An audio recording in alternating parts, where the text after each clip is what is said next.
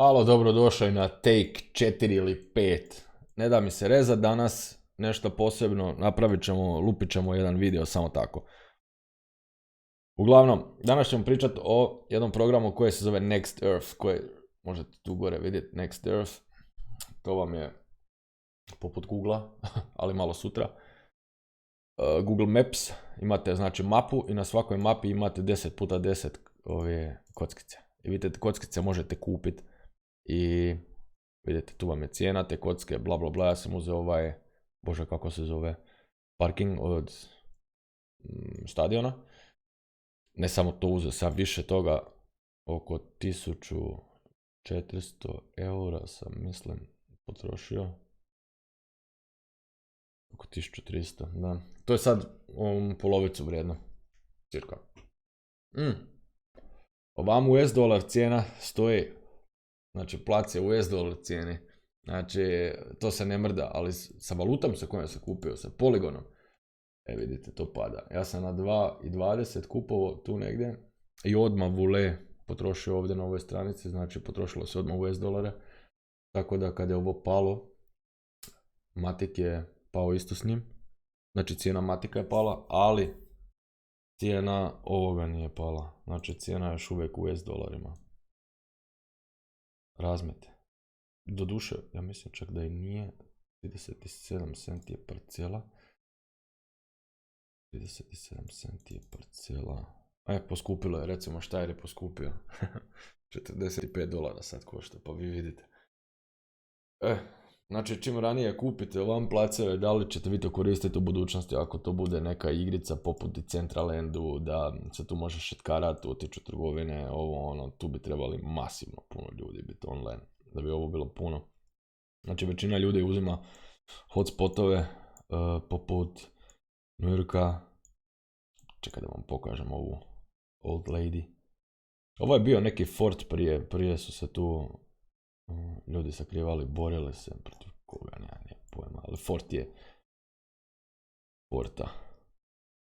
Poštuje. $28. $6,000 lik prodaje. Nice. Statue of Liberty, Old Lady. Isti kurac. Ups. Oha. 352,000 US dolara.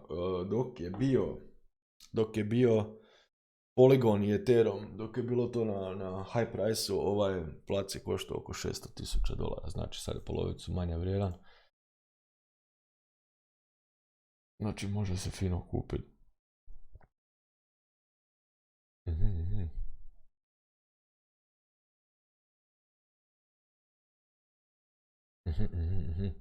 Da, tako je to nekako. Onda imate, ja sam recimo zakasnio za New York, zakasnio sam za Meku u Saudi Arabiji, ali nisam zakasnio u u Vatikanu. U Vatikanu sam sebe uzeo, nisam sebe, nego sam uzeo jednom čovjeku, jednom jako pametnom čovjeku, on je to htio. Uzeo sam mu za $45, jednu parcelu tu i dvije parcele ovamo za 90 praktično. I šta ja znam, ćemo to prodati, meni se to uopće ne prodaje, da vam pravo kažem. Oracle. Inspect. Znači nekomu je već bio nudio tom čovjeku 22 matika, 15 matika.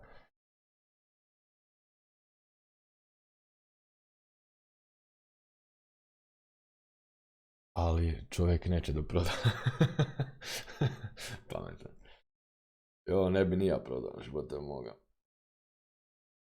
Jo, tak vam je to. Igrica je luda, bit će luda, vjerovatno.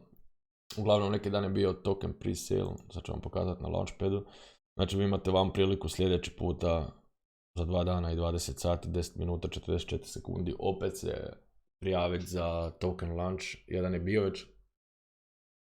Ja sam uzeo nešto sitno za $100, ali to će tek doći 27.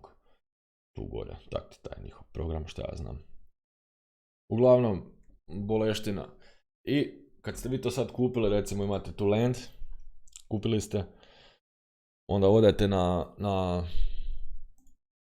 na bože, kako se zove, na OpenSea, Ovo je moj akauntić mali. I na OpenSea profile.